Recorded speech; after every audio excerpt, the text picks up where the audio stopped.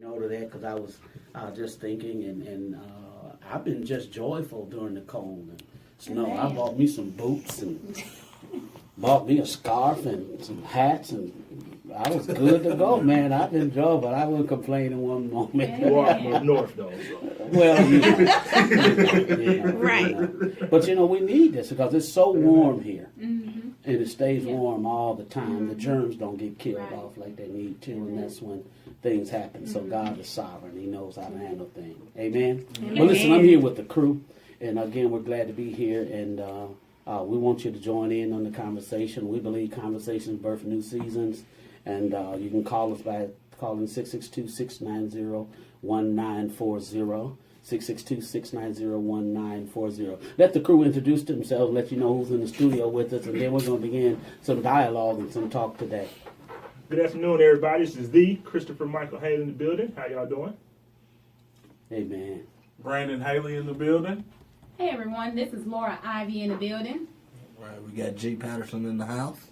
Hey y'all, I'm Stephanie Monique. Amen. Amen. So listen, we was talking before we came on the air, and just was saying these guys have come through their teenage years and their young adult years, and they're coming on the other side of some things. And I was asking them, because there's so many things going on today, and when you begin looking at what young people are having to deal with, what they're going through, what is the difference today versus when they were coming up as teenagers? My pastor wrote a book called Help Lord, I'm Raising a Teenager, and you start learning some things. And I've watched all of you guys grow up now. I was telling somebody the other day, I'll be 55 in April, so I'll be officially a senior citizen. Don't get it twisted. I'm good. I'm good. Yeah. But I watched these guys, come up through their teenage years, and when my heart just goes out to some people today. My son, as I said, was having a conversation today, and he's talking about a lot of the young people that through his business he gets to meet. Brandon, you probably get a chance to meet a lot of young people, and Christopher, you probably get a chance to hire and work with a lot of young people. Laura, I know you see some people, Stephanie, the same way. What's different between when you guys were coming up and what these young people are having to come up and go through today? Well, I think one of the things difference between then and now, like I think back to my youth and how I was out there, the way I was acting when I wasn't with my mother, it wasn't the way that I was raised. The person that I was portraying when I was out and about, that wasn't who I was, that's not who I was raised to be. That wasn't what my mother was teaching me. And so I was different when I was from my mother. But I think the difference is now is the way the kids are acting, that's how they being raised. That's what they being taught. Okay. They don't know they don't know integrity. They don't know any other thing than what they're portraying, because this is what they are literally being taught when they're at home. They're getting cussed out. They're having to deal with different things in the home, the drinking, the smoking, and all this different stuff. I didn't deal with none of that at home. Okay. That was things that I picked up outside of my home. My mother wasn't a drinker. She wasn't a curser. She wasn't a smoker. We went to church. We went to every Sunday school, Bible class. We was always in church. So the person that I was portraying when I wasn't with my mother, that was not how I was raised. It was things I picked up off TV and picked off the streets. So I'm at school cussing and acting crazy, but that was not how I was taught. But now I believe the problem is now is that the Bible tells us to train up these children in the way they should go. We've gotten away from the training, and you have too many people out there saying, well, this ain't my child, I ain't got to deal with this. But the love of God propels me to go out and treat other folks' kids the same way I would treat my child. Okay. That's awesome. That's an awesome result. Again, I just want y'all to know, this is a no judgment zone. Amen. Young people, you're listening, and I say young people, early 30s, on down, join in on the conversation. No judgment zone. We're not trying to defend any position or anything like that. We're really just having a conversation and see if we can come with some solutions, give some people some resolve, things of that nature. Brandon? I was just gonna say too. I think a big thing that we see is whenever a nation steps away from God, it trickles all the way down. And I think that over time, that's kind of what has happened. Our parents, when they were coming up, you still had God being a focus in school. Okay. You saw more of that kind of stuff. But over time, when you pulled it out of school and then that type of stuff happens, people start to lose respect. People aren't being disciplined the right way, so it trickles down to the young people. Now you got young people that don't have self-discipline.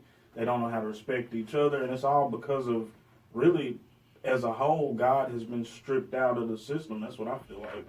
Okay, that's powerful. Amen. That's That a great, is. great perspective. Amen. Anybody else? First and foremost, shout out to Jimmy and Hilda Haley, me and Brandon's parents. Awesome, Man, yes. yeah, because Lord, what you said, you quoted Proverbs 22:6. Train up a child in the way he should go, and when he is old, he will not depart from it. Now, the meaning of that train up is literally to dedicate something such as a building, to have a celebration commemorating the first time it's put to its intended use. That makes me think, going back where it starts, me and Brandon's parents, one thing they did is they spent time with us. It was quality time in the house, right? And that quality time translated to us being trained up in the Word, trained up in church. Now, we know that everybody doesn't necessarily have that opportunity, right? But I think one thing in me and Brandon's life that I can see now, even I'm 31, and I have a child of my own now, is that quality time that was spent. See, my parents, they didn't let Facebook raise us. They didn't let, MTV, BET raise us. They didn't let, the rappers and all this other stuff raise me and my brother. They spent time and they instilled the word of God in us from day one. You understand? And it wasn't this harsh, slave type mentality, but they understood at a young age that, hey, listen, we got to train these two young men the way so not only that they will be doing our responsibility, but they will be, they will be an asset to society. Right. You understand? So what they did is they spent quality time with us, and they corrected us when we was wrong. They didn't let it slide. If they saw us doing something that wasn't, the way that they came up, or they didn't see fit, they showed us. They stopped it, and they showed us, and they explained to us and told us why we was wrong. You understand? So I think the big part is a lot of kids this generation, they're not getting that quality time with a parent or a guardian, because everybody don't have two parents in the house. Everybody don't have, a father or a mother, and I understand that. I'm sympathetic to that. But they don't have that quality time from a guardian, mentor to instill in them that truth, that word, that love, in order for the time when they get older, you understand that they will be raised up in that. So I think that's big. That's a big thing in our life. And parents who are having to make it out here, and you saying, I got to make it happen. Hats off to you. We ain't throwing nothing at you. Amen. Because sometimes you're doing the best you can. Yes, you are. And when he said quality time, you got a single mother out there. She would have to work 2 jobs. Right. And she's saying, wow, there's a lot of things that are going on out there, and our hats are off to you. We're not throwing no stones at anybody. We're just trying to look at some things that we realized was there and in place, and why I made it through some of these years. One thing I want to mention that Christopher mentioned, quality time is one of the 5 love languages.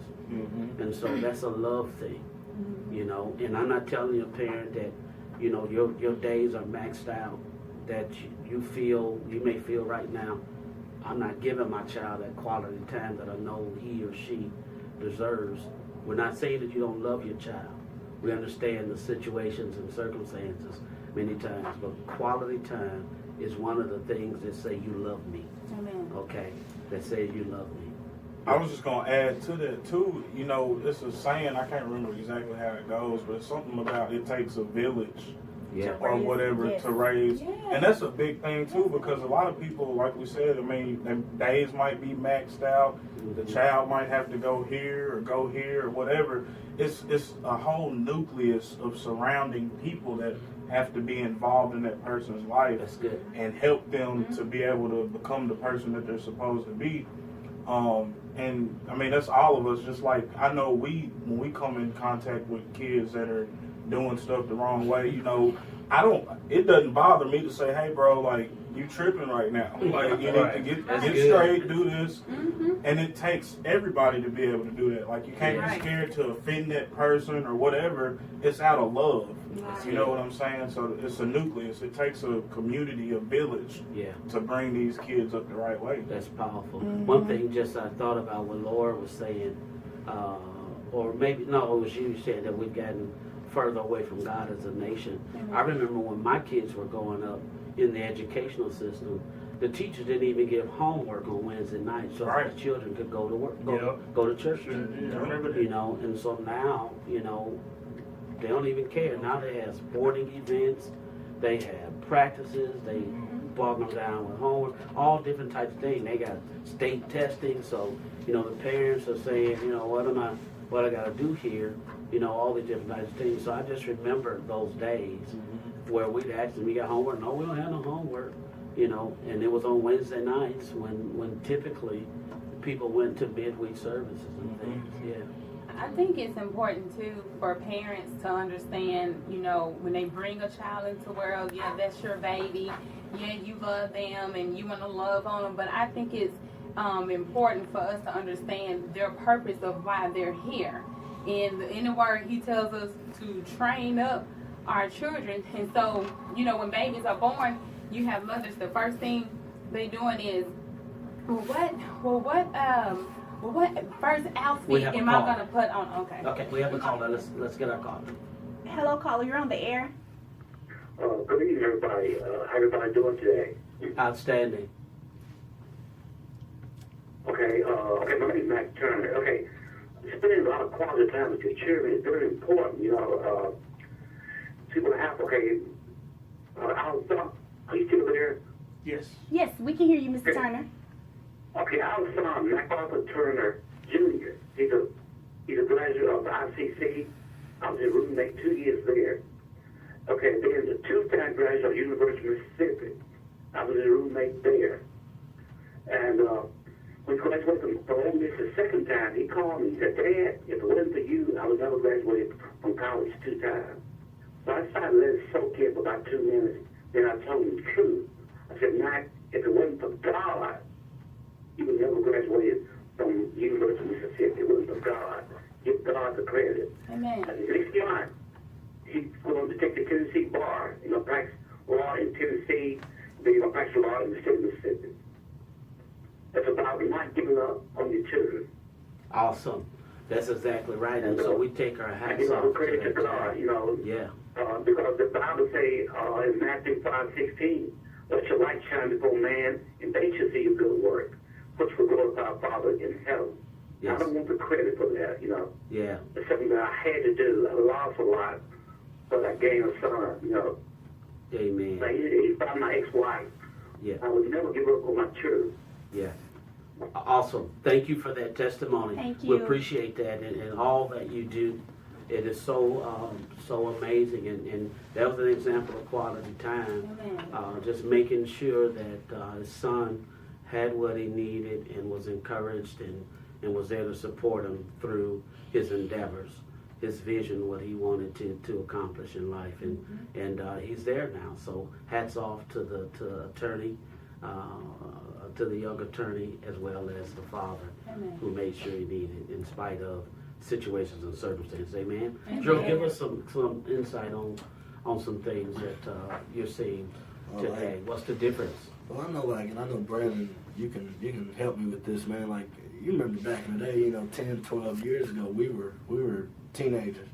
And, I was telling Dad earlier, kids today, you can't distinguish between the 13, 14, 15-year-olds with the 18, 19-year-olds. They're all hanging together. Back when we were coming up, we didn't roll with the kids Amen. those were considered older kids. Right. If we didn't have a license or, He wasn't with we him. wouldn't, but now, you're seeing, you can't tell whether this 14-year-old girl, is 14 or she 21. Right. You can't tell if this young man that's only 16 You know, if he's, you know, got a kid, if he might have a kid, he might have a full-time job. You know, things like full that. tattoos. Full tats, you know, everything, man. And like the distinguished line isn't there anymore. Right. And I think that's part That's of the good. problem, because if you're 13, 14-year-old, you don't have no business hanging out with 18, 19-year-old kids. I agree. They're all still kids, Right. but it's a different line. It's a different boundary for them. Right. And like that's something that I'm seeing, you know, just in my everyday life, walking, you know, talking to different people. You know, you might have a group of kids, 3, 4, 5 kids, and they might range in age from 12 to 22. But you know what? Just to chime in on that, Yeah. I wouldn't. When I was 12, 13 years old, even if I wanted to, I was not allowed. You weren't allowed. I was not allowed to That's hang what out I'm with getting people at, man. 18 and Yeah, 19. like, you know? I remember my mom saying, "Who is this kid? Right. Why does he look so old? Right. You know, where this kid go to? Is he in your class? Like I got questioned if I brought people around that you know that Got were, a full beard. yeah, right. You know, you trying to hang out with my son, as my mama would say, you know, Right. who is this guy? But like seriously, but now that's not the case. And when it comes back to, you know, parenting, are you checking and qualifying your kid's environment Right. with who they're hanging out with? Because now the access with telephones, vehicles, kids are driving at 15 now, you know what I'm saying? Pulling up on you, you know. I remember at 15, I had to get took everywhere. Like you didn't catch me at the mall without some kind of adult supervision. You know, we hung out, but if me and you hung out, we walked to Right. each other. You know, Beg me for a ride. Yeah, or begged Chris for a ride. But even back then, we didn't hang out. We didn't start hanging out with Chris until we was older. That's true. Right. Yeah, that's a good If you point. think about yeah, that, that's true. Yeah. you know, we didn't start hanging out with you until we got Got older. older. Yeah, that's right. You know, you ain't number 3 years older than us. But even then, like my brother Donald, like I didn't run with Donald and his boys. Right. You know, I had my own. That's what me and you know, Right. we had our own friends that were all the same age. You know, but now you've got these young ladies that are dating older gentlemen. You know, they're 14, 15 years old. Their boyfriend might be 19. That's crazy. You know, and it's wrong. You know, but my thing is, I was actually looking at, you know, how kids get caught up. There's a lot of young males that get caught up with statutory rape charges and things like that because the boundary, like I don't like, on one point, yes, it's wrong. And like, you know what I'm saying? Like, yeah, we know that that's a law and it's wrong.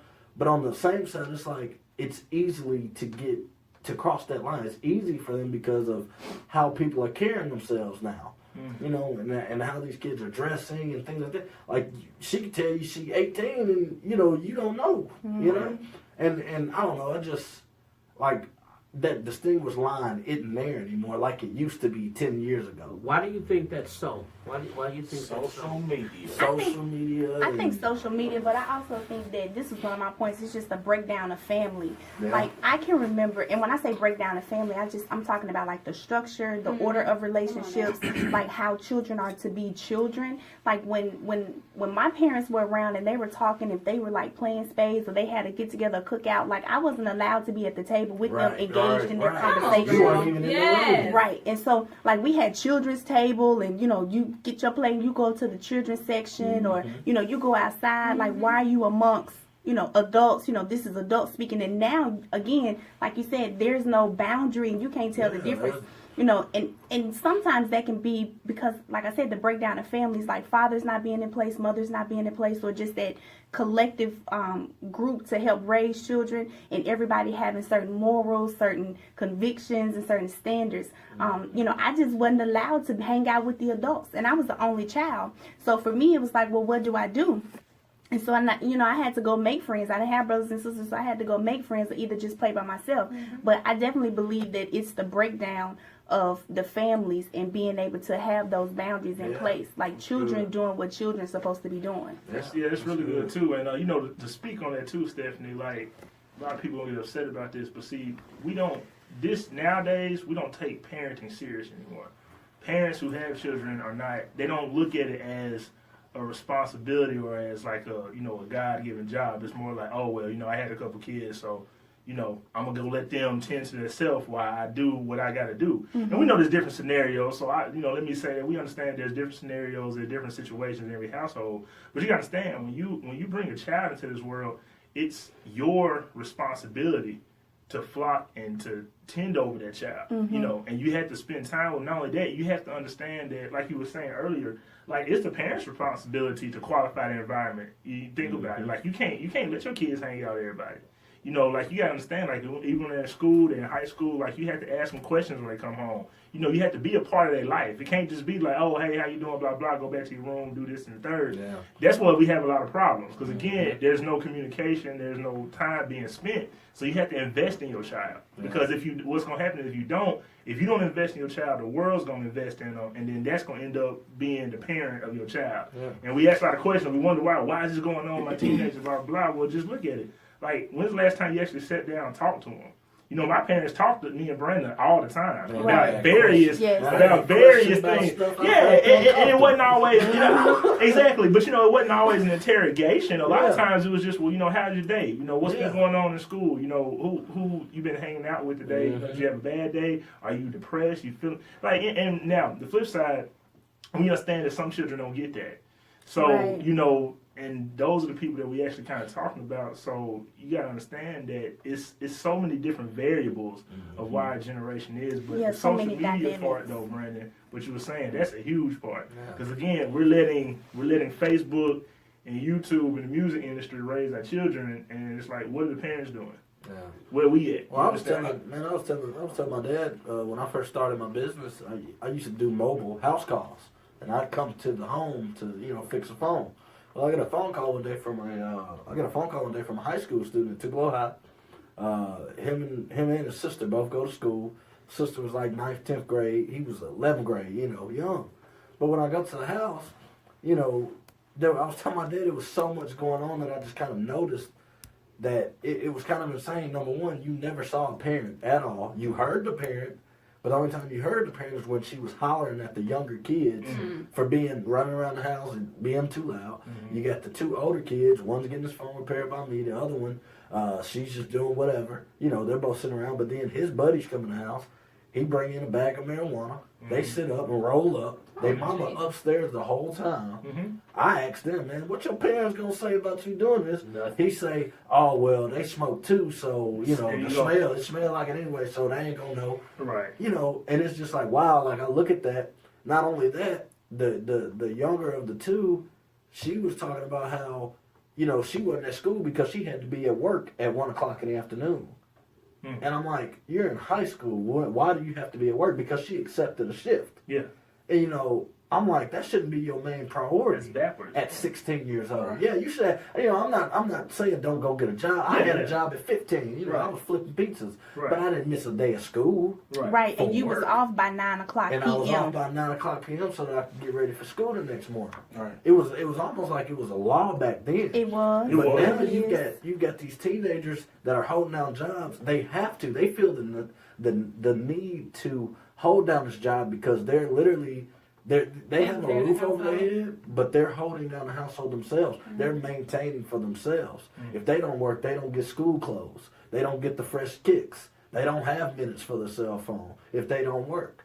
On the flip side, nothing's being prepared or nobody's teaching them how to do this the right way. So they just going for what they know. If I don't get this money, I'm not going to have what I need, basically. Okay. And that's a breakdown. Like I said, you didn't even see the parent. I don't even think the mother ever knew I was in the home. Wow. I just stayed in the living room there, but I never saw her. But I heard her. I heard her yell at the younger kids. I'm on the phone.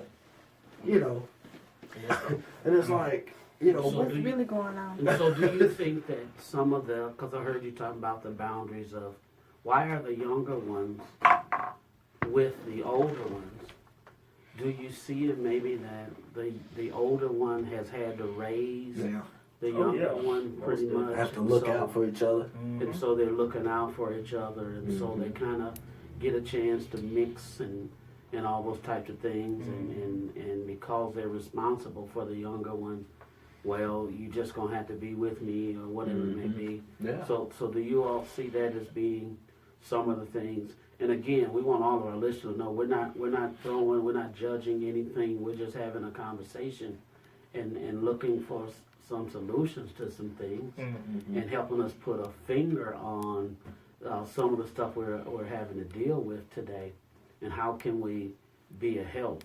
You know, I heard Brandon talk about it takes a village to raise a child. Yeah. You know, I can remember when my parents were busy, I had my grandparents. My grandparents took us fishing, you know, took us to the circus, took us places and things. I know there are some awesome grandparents out here that are doing They those really types the of winners. things. Yeah. Yeah, they are. They're doing that. They're doing that. And my hat's off to grandparents today. But yet, you know, the difference between when you guys were telling all the things that have changed. One thing, I'm so glad social media wasn't so prevalent when you guys were teenagers. I don't know what to do. We were seniors. We were even. I know I was a senior when the first iPhone came out. But you know, I didn't get a Facebook till 2008. I was graduated high school by then when I started my Facebook. You know what I mean? Right. So like, Wow. but now these kids got it at 12. Right. Yeah. Yes. And some of them are making up ages and stuff just to be on there because they know what's on there. I remember I didn't get a cell phone. I was trying to think when I had my first cell phone. Sony I got my first cell phone Y'all when I got my license. Yeah. They gave me a phone when I got my license. We got a car. I was gonna say I had a pager. Like we had beepers. Pager. I had a pager. I did. I had a beeper, and I think I got my cell phone when I was probably like 18. So I don't know what year that was, but anyway. But it was the little Nokia phone. Yeah, the little brick. Yes. The brick. Yes. Make on. Yeah. Yeah. I think a lot of kids, though, they see at a young age, because of the cell phones and because of social media, they end up seeing at a young age what to them is how you're supposed to be. Yeah. Okay. Wow. And which is not accurate most of the time as far as social media. So you see all these rappers, all these movie stars and stuff, and you're 12, 13 years old, and all of a sudden that becomes your idol. That becomes who you look up to. Okay. So you start looking up to people that are grown first and foremost, Okay. but then they're the wrong example of a grown person a lot of times. Okay. They're doing drugs, they're doing the wrong things in life, blah, blah, blah. And so now you got these young kids that their model of a grown person is a negative model. Yeah. Okay. So what do you all see as when you're talking about the models, the influences, social media, older kids, whether it be older siblings or just friends that they've gotten together with or whatever, what do you think are the priorities of these teenagers? And again, what were you all's priorities when you all were teenagers? What are their priorities today? Well, I know, to be honest, a lot of cats I work with, you know, we do hire younger people, 16, 17, 18. And the crazy part is their priorities in 2018 as a 16-year-old is way different than what ours was when we were 16. Because when I was 16, my priorities was, you know, sports, you know, making sure that my grades was decent enough, you know, so I can get out of high school and try to go to college somewhere. You know, and of course we all had fickle stuff, you know, what video game we was going to get and all that. But, like, honestly, at 16, I wasn't really worried about, you know, how much money I was trying to make. Right. Or trying to keep up with this next pair of sneakers or whatever. Right. But I know a lot of times people I've worked with, I've had cats come there talking about, man, I got a car note that I got to pay, you know, next month. It's like, wait a minute, bro, like, you're 17. You know what I'm saying? But it's like their responsibilities are so huge at a young age because, again, the parents have either shoved it all off on their child or situations happen and the parents are not there at all. So their mindset is having to be, you know, fast forwarded 10 years because they're not focusing on, you know, making sure their grades good, making sure they get into college or a trade or, you know, open up their own business, whatever. They're worried about, you know, this car note. Well, man, you know what? I'm stressed out, so I'm gonna go over here and smoke me a joint to get this done. You know what I'm saying? It's a lot different. But the thing is, I was also gonna say, Brandon had said a word, idol. We didn't. Me, Brandon, G, when we was all 16, 17, 18, if y'all think about it, we didn't have a lot of idle time. We had a lot of activities going on. I know me and Brandon was in Park and Rec. We had a lot of stuff going on in sports. You know, I was boys and oh man, thank you. Boys and Girls Club was intricate in our life because we actually had a place to go that was constructive after school. You know, so you have school at 3 o'clock. Yeah. We had somewhere to go from 3 to 5. Yeah. You know, when we was 14, 15, 16, up to 18, you know, until you graduated. So that right there, I know the Boys and Girls Club was a huge, I don't know if they're still in Tupelo now, I think they are. They are. Okay, so, but I know back when I was a teenager, man, that was a huge help because you had somewhere constructive to go after school. Now it seems like a lot of kids are either opting not to do that, or, you know, we don't have a lot of activities to kind of cater to them. So now it's the idle time. Like you said, you walked into people's house and they just basically wilding out. We didn't really have time to do that when we was younger. And if we did, you know what I'm saying, we was having to sneak for like 5 minutes to do it because we was going to get caught like that. You know what I'm saying? So I think the idle time has a lot to do with it. Because listen, idle time is the devil's playground. So if you have a lot of time where you're just not productive, not doing anything, that's time where a lot of people is getting in trouble and all that. So, like I said, again, the activities, the constructive time to go somewhere as a teenager, I don't see that a lot nowadays like it was when I was younger. So would you say that their influences, things that they're looking for, what their priorities are, they're drawing them from social media, things like that, and that's setting their priorities, what they're inspired to try to be like, aspiring to do, all those types of things. Okay. I believe that has a huge role in it. There's this, I'm not trying to give him away, but I know this young guy, and he recently started coming around, and he's 20, and it just, when I talk to him, it kind of throws me off because he'll start talking to me about stuff that he wants, and I'm like, you're 20, like you got your whole life to want that, to go get that, to pursue that. Like you're 20 years old. You know what I'm saying? The 20 is not super young, but at the same time, to be focused so hard on certain things, like you got to live and get grounded first. You know what I'm saying? And I think that he wants those type of things because of what he sees. You know, So, go ahead. I was just going to say, you know, man, like, I think even when you look at dating, there's a lot of pressure put on young people when it comes to dating. Wow. And what I mean by that is, you got these young girls, and I hear it all the time. Because I ask, if you tell me you're 16 and you tell me your boyfriend 22, I'm going to ask you why. You know, and it's because of the fact the young girl feels like they need a man in their life. Not a boyfriend, but a man. And they say, I don't date in my own age because the boys are too immature, or vice versa. But my thing is, like, sweetheart, you 16. You should be immature. You know, you should be immature. You should be wanting to play. So, You go know, ahead. and that's the, like, but my thing is, it's like, okay, so what that does is, you know, you get shut down by a young lady and she says, oh, I need me a boss. You're not a boss. I need me a boss. So then in turn, that tells the young man, all right, well, I need to boss up then. And so then that's when you start looking on Facebook and you see these 16-year-olds with money and guns and gang signs and all of this and that. Because they went and bossed up. Right. You know, and that's their definition of bossing up because social media, music industry, that's what they portray to be a boss. Wow. So wrong influence. Laura, That's you had something that was boiling over there. Oh, well, I was just, when he, back to the social media, I was just going to say some of the things that I've seen is that the children on Facebook talking crazy and their parents are too. Oh. I mean, I'm pretty sure they going on and reading what their parents are saying on Instagram and Facebook, and they think it's okay for them to say it. Okay. Stephanie. And I think that leads back to what Chris was saying about parenting and how we're supposed to take it, how you know we should take it serious. And sometimes you see the parents being super friends, like that's my best friend with their children, and so there is no boundary. And I don't know if that's like an overcompensation thing or something, or, you know, I want to do the best for my child, or, you know, my parents were too hard on me, or whatever the case may be. But parents and children are friends.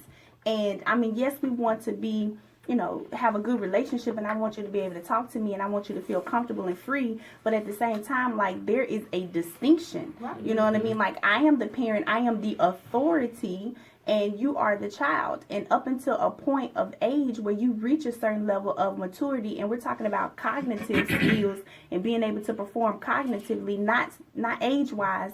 Doesn't matter how old you are to depict how mature you are. Mm-hmm. So being friends with your children, like, it should be a line there. Yeah, that's huge. You know, I'm 31 years old, and even today, I will not ever even think about raising my voice to my dad. I want, like, it doesn't. No, seriously, like, it doesn't cross my mind, right. Because from day one, like you said, Stephanie, seriously, you wouldn't be here. I wouldn't be here. Yeah, exactly. But from day one, my mom and dad always established that parent, child relationship. It was never buddy friends. Now they were friendly to us, you know what I'm saying? They loved us, and they sit down and talk to us, and they got us things was going and all that. But don't get it twisted. It was never of, we're best friends now, bro. Like, you my son. Yeah. Like, I'm your father. That's how it rolls in this house. But what they did for me and Brandon, even today, and they'll tell you even today, like, we have disagreements and all that, but there's still a huge respect because that's my father. Mm-hmm. I'm grown. I'm 31. I have a child myself. I got my own stuff, job, this, that, and the third. But when I step foot in their house, I'm still their child. Right. Even though I got a child, I'm still their child. Right. And I'm always looking like, that's my mom, that's my dad, so there's going to always be that respect there. Yeah. That was built when I was a baby. And I think like you said, that's the difference, because now, and even, me, G, Brandon growing up, like, we may well clown in school and all that, but you want to know what's crazy? Let somebody tell you know what? Hey, I'm about to call Pastor Haley. I'm telling you, stuff got right real quick.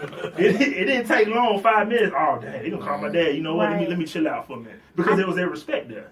So would you say that there's honor? That's what I was just gonna say. 100. Yes. And so the law of honor is the law of the promotion. Yeah. And when there's no honor, dishonor breeds disrespect. Yeah. And disrespect, that breeds chaos. Yes. And so today, we gotta just ask. I know I always wanted to be honorable and respectful in the eyes of my children. And like you said, you mentioned, Monique, that when you were coming up as a child, even if the adults were doing adult things, they didn't allow the children to be around while they were doing even adult conversations. Right. And I'm not talking about vulgar conversation. I'm just talking about adult conversation. Mm-hmm. This is not a conversation that a child needs to be listening to. Right.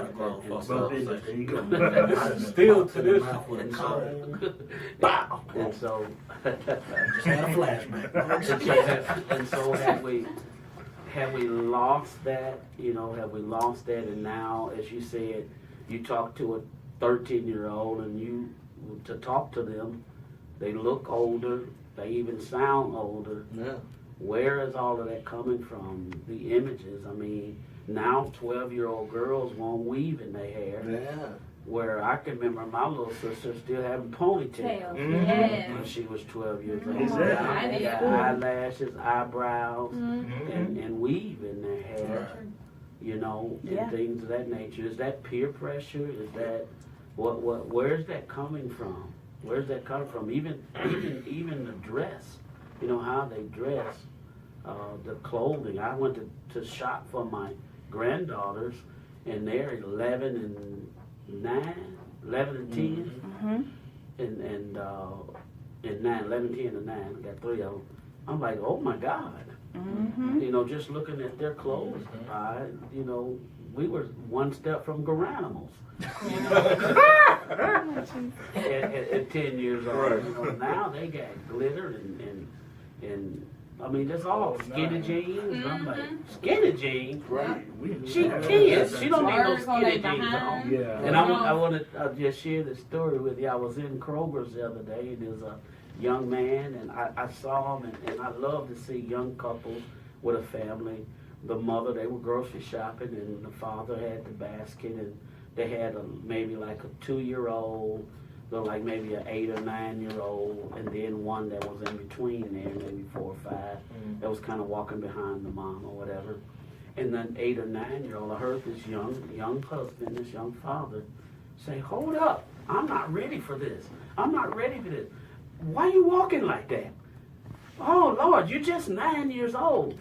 You know, and so for a father, he's looking at his daughter who's now growing up, and he's going, oh my God, I got to get ready for this? Right. And I just began to look at him and laugh, and we struck up a conversation, and I said, man, I'm praying for you.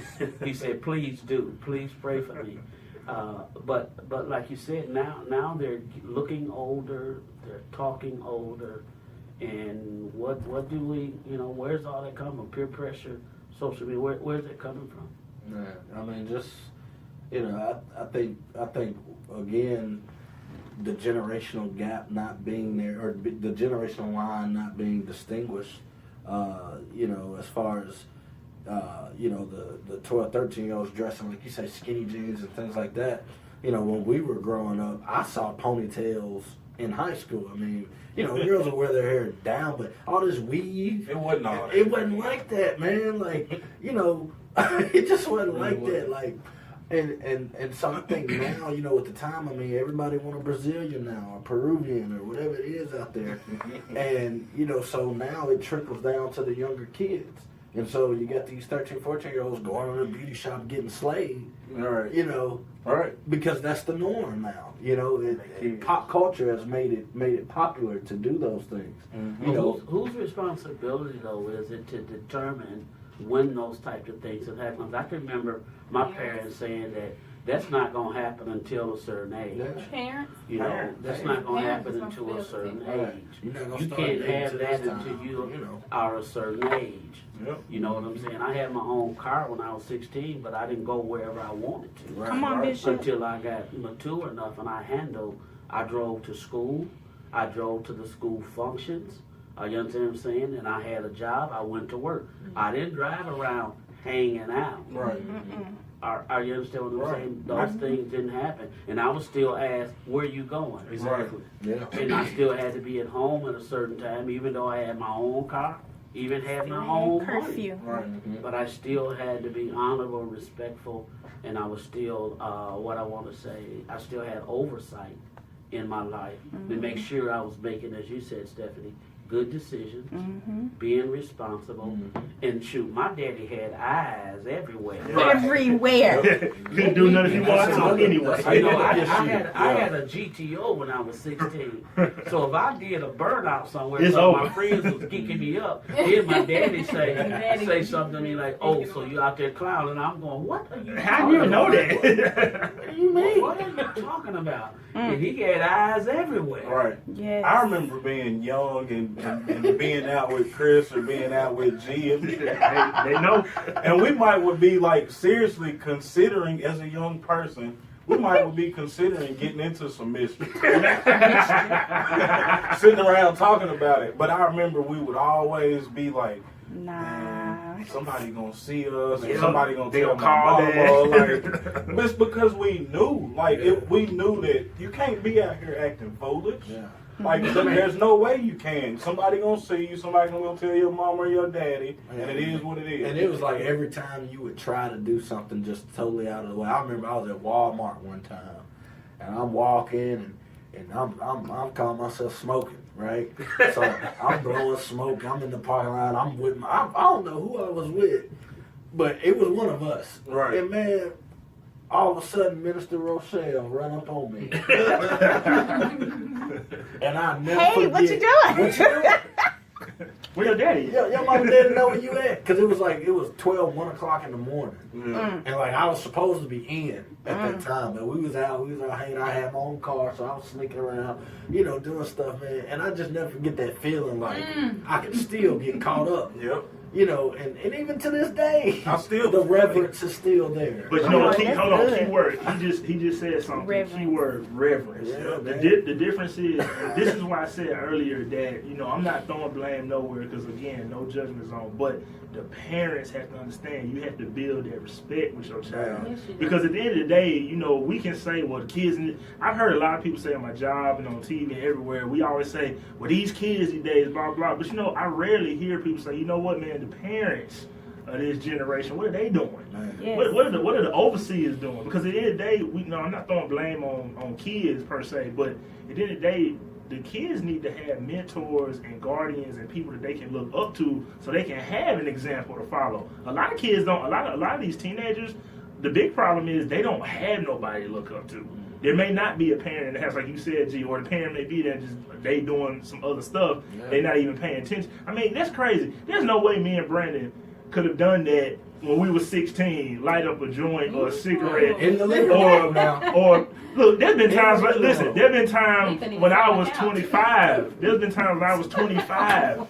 Grown, graduated from college, and may have a beer at the house, bro. Like that, they wasn't going for that. Right. They wasn't going for that. They like, and there's no reverence though. We couldn't do that when we was that age. You see what I'm saying? So I think a lot of times, parents, we gotta look. Go ahead, Steph. I was just gonna say that Bishop asked you whose responsibility is it, and it is the parents' responsibility to set a tone, set an atmosphere, and to set that expectation in your household. Yes. And so, I mean, and it has to be passed on, like parenting skills and standards and your convictions, your beliefs, your values, your morals. That has to be passed on. And I'm gonna just tell this story. I remember being with a friend and being at their house, and they were saying, to their parents that they needed their space, they needed their time. What? Ain't no so way. they went to their room and they closed the door. Oh, and Lord. so, I had to catch a spirit, and I caught that, and I went home and I tried that with my mother. It didn't work. She took the whole entire door off the hinges, and she was like, there will be no space, there will be no privacy in my house. If you want your privacy, you get your own place. And so, and my mom was a single parent. Like, I have a stepfather, God bless them, but my mom was a single parent for the most part. And so she worked 2 jobs. So I remember being with my mom and her working, and me being like in the restaurant with her as she's working. So I remember everybody watching me and taking care of me because of my mom, having to work. And so, for me to disrespect her, and she didn't beat me or anything, but she talked to me and she let me know that, listen, I work 2 jobs so that you can have food and have a place, have a room and a bed to sleep in. And then you have the audacity to disrespect me, saying what you gonna do. And so, I mean, just to hear her and to hear her heart, like she shared the passion with me about me being her daughter. And I was like, wow. So then it became a thing, like the reverence was built. Like, man, I don't want to disrespect her, but I don't want to disappoint her. Mm-hmm. And so that was in my heart and in my spirit. And she instilled that in me. Like, you can count on one hand how many times I've got whoopings by my mom. But when she whooped me, I mean, she didn't play no games. She whooped, and it lasted for years. But she talked to me. But we had conversations, and so she talked to me, and that was good. Like what you're saying, spend time and have conversations and talk to them and instill those things in them. Yeah, so parents, if you're listening, take a moment and tell your child, I mean, again, hats off to you making it happen, and you've got to juggle many things, and one of them is quality time with your child. But have quality conversations. It may not be 4 hours that you can spend. It may just be an hour. But make sure in that hour is quality time. Right. It's attention. Not on Facebook, not on that. But you're asking questions. You're having conversations. And if you start sensing there's a disrespect or that this is annoying to them, explain to them like Monique said, Stephanie said, say, listen, I work like I work so that you can have the things that you need, okay, in these different types of things, and help them to understand, because if you're not careful, some children begin feeling entitled that you owe them something. Mm-hmm. And I just want to say to that parent whose child is holding them under that guilt thing or whatever, and you're trying to give them everything that they want, and if you don't give them what they want, they start acting out or trying to be disrespectful. You've got to break that off of them. Mm-hmm. And your love for them and what you instill in them is more important than a pair of Jordans or the next iPhone or the next curvy weave that comes out or anything like that. You need to know your quality time and the things you instill in them, like they said in the beginning, your training that you give them, and help them understand some things like they need to, and not from the eyes of peer pressure or trying to manipulate you from a guilt factor. Brandon, did you have something? It was just while you were saying that, I was thinking as a parent, which I don't have kids, but to add to that, as a parent, you do have to stand firm and not waver in the discipline that you're teaching your kids. That's good. I've seen in situations parents be wavered by their kids, and seriously, the whole family, the whole household goes astray because they've allowed their kid who's rebelling to waver them. Okay. And so that's a situation I think that me and Chris, our parents let us kind of become our own, but when it started getting out of whack in certain areas, Back in. this ain't gonna stand in my house. Right. You know what I'm saying? Because Boundaries. I'm a very curious person at heart. Yes, And I was the kid that was sticking pins in the extension, in the sockets and stuff. That's just, I'm curious. I don't know why. That explains it. Yes. Lord Jesus. But as a child, I seriously, it was times, and even once I started getting older and studying and looking into stuff for myself, it was times where I would be like, you know what, I'm leaning towards this way, a little bit. As far as, pursuing, religion or whatever it might be. But as my parents, they was like, nope, not in my house. It's not going down like that in my house. Mm-hmm. They stood firm on what they were teaching us, and I always came back to it. Good. So, All right. Well, this has been a great conversation. You have something I else, just want to say Stephanie? one thing, and Yeah. we didn't mention this, but I also think that there's a breakdown within the education in the school system. yes. Like, when I was going to school, I didn't worry about people shooting at school or, just different things that's going on. So I also think that plays a role and plays a part in it too. It starts at home, but when children go to school, the environment that they're in as far as learning and how they're learning and how they're being equipped, so I think that our school plays a part in our children's behavior and their actions as well. Okay, that's good. That's awesome. I know when we were in school, the teachers was like extended parents. Yep. Yeah, they were. I'm serious. They was like every child was a child of theirs. It was more personable. They cared, and I understand you still have some teachers that have that passion in their heart, but then the parent won't allow them to do that, and they try to stand up and do what's right for the child, and the parent will go against the teacher, so they have to back up. And so, there's a lot of things out there. I want to thank you guys for a great conversation today. And did you not hear the wisdom that is on these young people? And I believe, I say this all the time, a person with experience on to be subject to a person with an argument. They've come through their teenage years. They're noticing the difference. They know the things that were in place for them. And how can we, get back to, as Stephanie said, getting the family back intact. We know there's a lot of dynamics out there today. But I think when we get our priorities in place and back in the right place, we can begin getting that structure, because a young person needs structure. Yes. Adults need structure too. But you need structure. That's how they grow. That's how they learn. That's how they get shaped and molded and things of that nature to become products of society that are assets and not liabilities.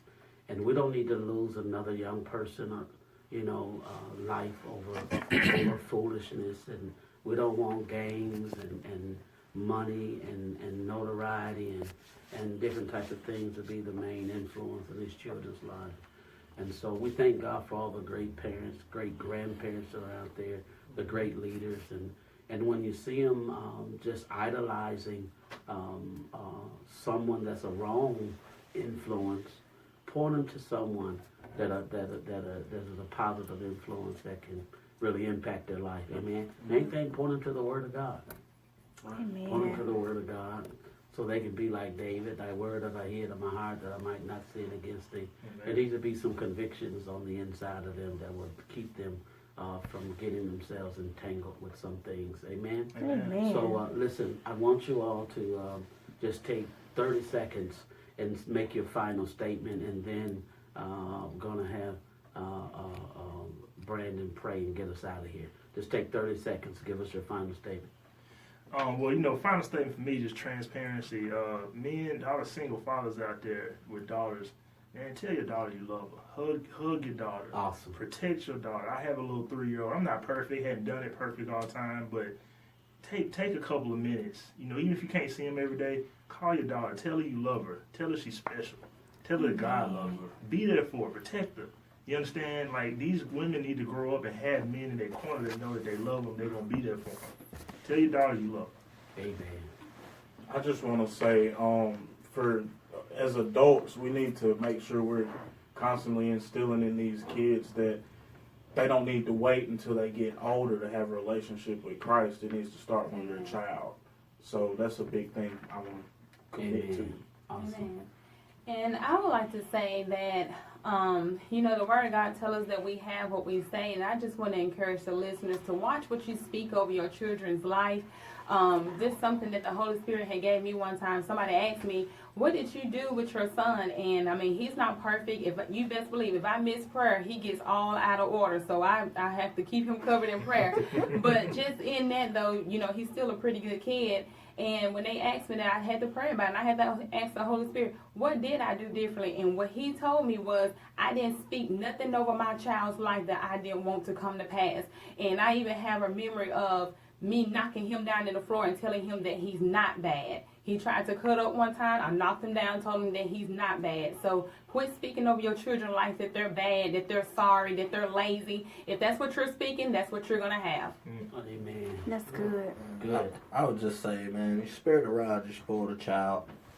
And, you know, that I'll say this, I don't have kids, but I know a butt whooping saved my life. Amen. and kept me out of a lot of stuff.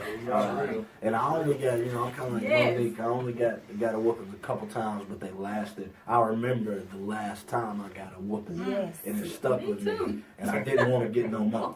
Because I wasn't 9. I was a 17. teenager. You know what I'm saying? And I was like, I think I was 15 years old. I was 17, Actually, yeah, I I'm was sorry. 15 years old. Just turned 15, and got a whooping. And you know, get rid of this nonsense of you know, DHS, this and that. And, Right. you know, man, I'm sorry, but that's crock. You know, the good word tells us, you spread around, you spoil a child. Mm-hmm. You know, so you know, if you don't whoop them, grandmama gonna get them. You know, just I don't know. That's just on my heart because I think that's a lost technique that needs to be brought back. Amen. Amen. Amen. I was just gonna say that children, obey your parents, you know, and love your parents, for that is right in the sight of the Lord. But also, parents, the word of the Lord says to provoke not your children. Correct. So please be able to hear your children, because a lot of times they're really trying to tell you what it is that they're experiencing and what they're going through. But sometimes as a parent, you know, you kind of be too firm and be like, well, it's that way because I said so and I'm the Right. parent. And that's good. So a balance is what I'm trying to say. So just make sure that we have that balance. And of course, like I owe you $5. The only way you get that balance is with the Holy Spirit and having a personal relationship with Jesus. And so make sure that we are able to really talk to our children, because they're talking. We just need to listen. Amen. Amen. Amen. And then pray us out of here.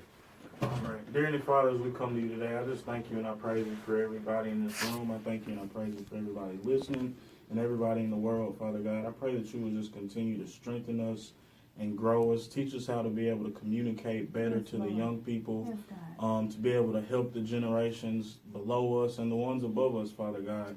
Help us to all work together as a team so we can better one another and become a stronger, better body of Christ, Father God. I just thank you and I praise you. I pray that you continue to keep us and bless us. In Jesus' name I pray. Amen. Amen. Amen. And listen, you can get these recordings on our YouTube channel, Gerald Patterson Life Lessons.